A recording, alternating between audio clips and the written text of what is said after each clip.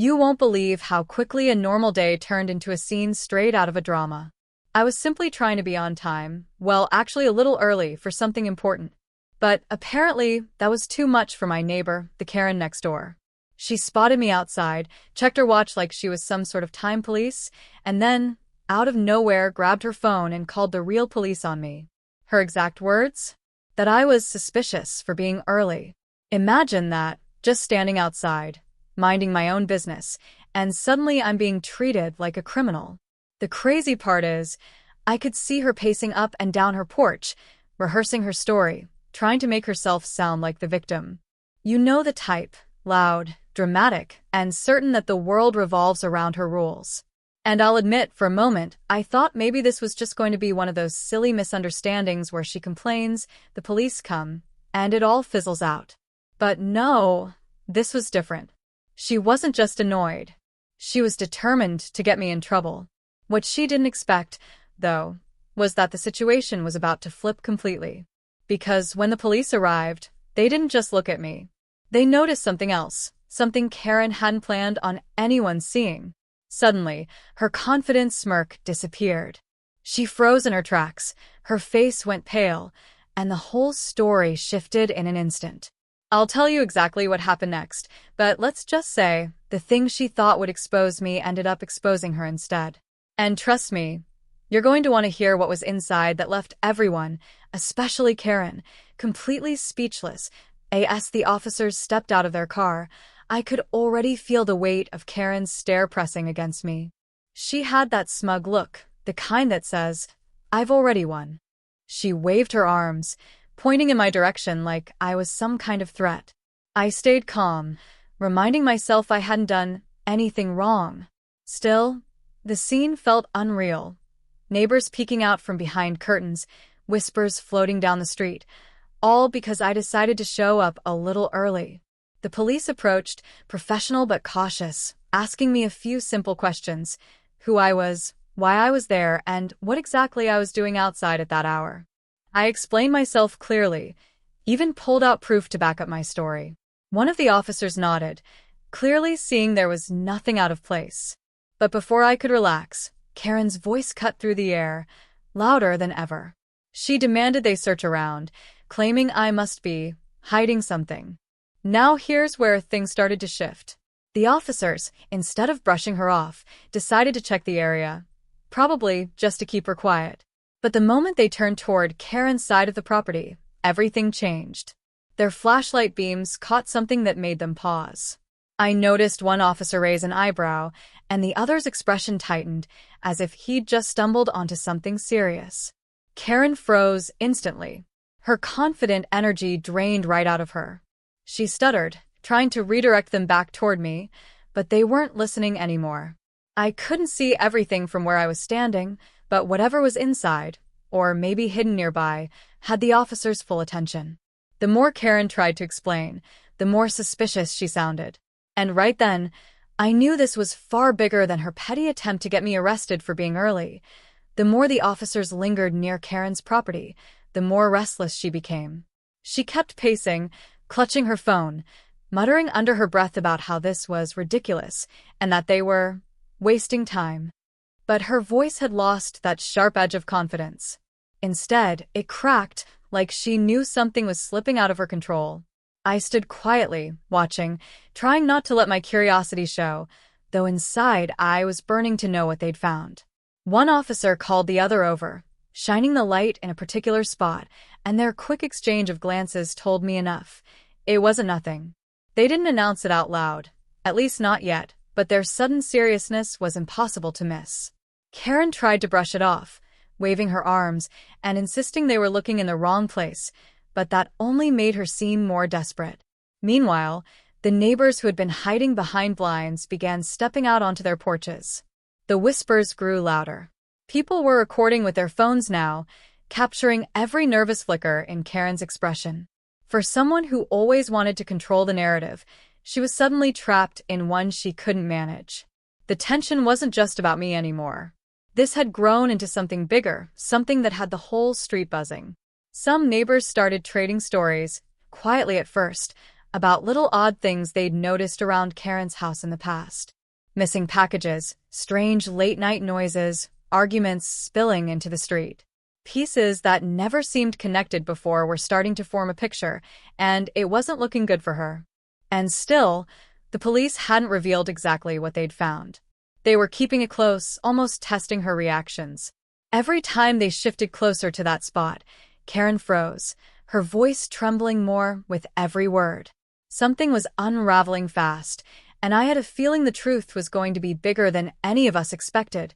The air on the street grew heavy, the kind of silence where even the smallest sound feels louder than it should. The officers exchanged a quiet word, then one of them stepped closer to Karen's porch, his flashlight locked on the same spot that had caught their attention earlier. Karen's entire body stiffened. She tried to step in front of him, her voice cracking as she insisted there was nothing to see here, but the officer calmly asked her to move aside. She hesitated for a long second, then shuffled back, her arms crossed tightly as if she could shield whatever it was from view. By now, almost every neighbor was outside. Phones were out, cameras flashing, people murmuring things like, "What's going on, and did they really find something?" The longer the officers lingered, the more intense the crowd became. I could feel the energy shift. Suddenly, I wasn't the one being judged anymore. All eyes were on Karen, and she knew it. Her face, once smug and confident, now looked trapped, almost pleading, as if she was silently begging for this moment to just pass. One officer crouched down, shining his light deeper, and his sharp inhale made the crowd buzz. Karen instantly jumped in, raising her voice, trying to spin the story back around on me. She claimed I had planted something, that this was all some elaborate setup. But nobody seemed to buy it. Even the officers barely looked at her now. They were focused, careful, and whatever they were seeing, it was serious enough that they weren't rushing to explain. I stood frozen, my heart pounding. The tension was unbearable, and I could tell we were just seconds away from a reveal that would change everything. Whatever was inside that shadowed corner was about to drag the truth into the open, and the entire neighborhood was holding its breath. Just as the officer leaned closer to investigate, the sound of another police car pulling up broke the silence. The crowd shifted, murmurs turning into low gasps as a second pair of officers stepped out, carrying what looked like official documents. Their arrival alone made the tension double, but it was what they said next that sent a ripple through everyone watching. They hadn't been called by Karen at all. They were there following up on a separate complaint. And as it turned out, that complaint had nothing to do with me. It had everything to do with her. Karen's face went pale the second they mentioned her name. She tried to laugh it off, waving her hand as if this was all just some mix-up, but her nervous chuckle only made things more awkward.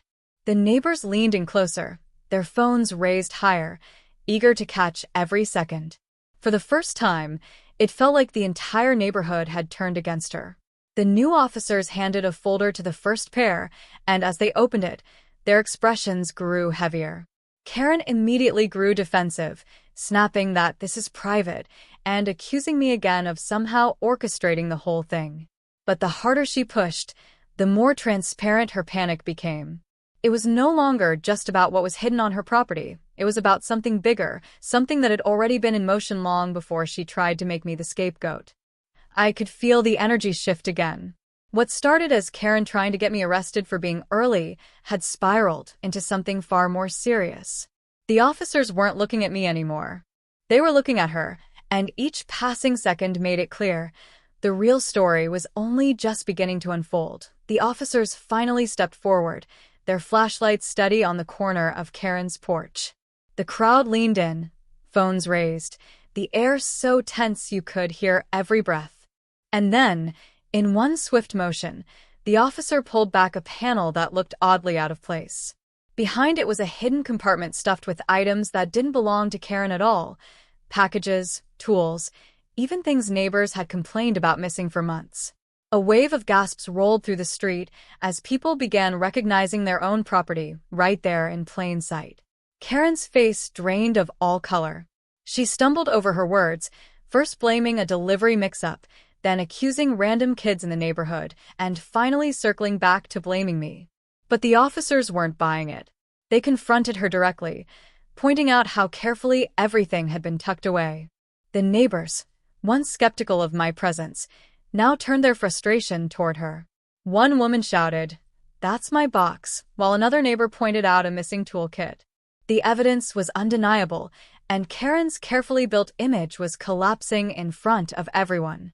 Just when it seemed like the moment couldn't get any worse for her, the officer holding the folder stepped in.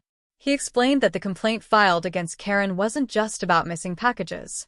There had been reports of her filing false police calls before, targeting neighbors she didn't like. And now, with everything spread out in the open, it all connected. The officers moved in closer, and Karen, who had started this night with all the confidence in the world, was now frozen in place. But then came the final twist. Among the items recovered was something none of us expected. It wasn't a stolen package, and it wasn't anything trivial. It was an envelope, sealed and marked with an official stamp, belonging to someone in authority.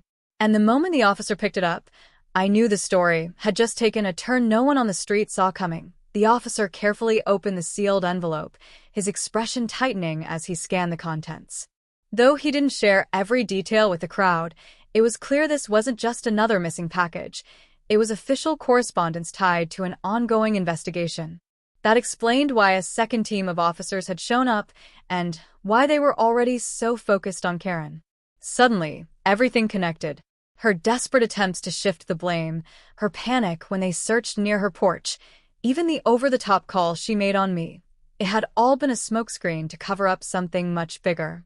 The neighbors stood in stunned silence, whispering among themselves as the officers moved in. Karen tried one last time to talk her way out, her voice shaky and broken, but no one believed her anymore. The same people she once scolded for leaving trash cans out or parking too close to her curb were now staring at her with disbelief and anger. For years she had tried to control the neighborhood with intimidation, but tonight the truth had flipped everything. The police assured everyone that what they had found would be handled properly, and they escorted Karen away as the cameras kept rolling. The neighbors who once looked at me with suspicion now nodded in quiet respect. A few even apologized, realizing how quickly they jumped to conclusions earlier. As the crowd dispersed, I stood there thinking about how strange it all was. I had only been early, trying to keep to my own schedule, and yet that small choice had uncovered something much larger than I ever expected. The takeaway was clear. Sometimes people who shout the loudest about others have the biggest secrets of their own. And in this case, Karen's secret finally caught up with her.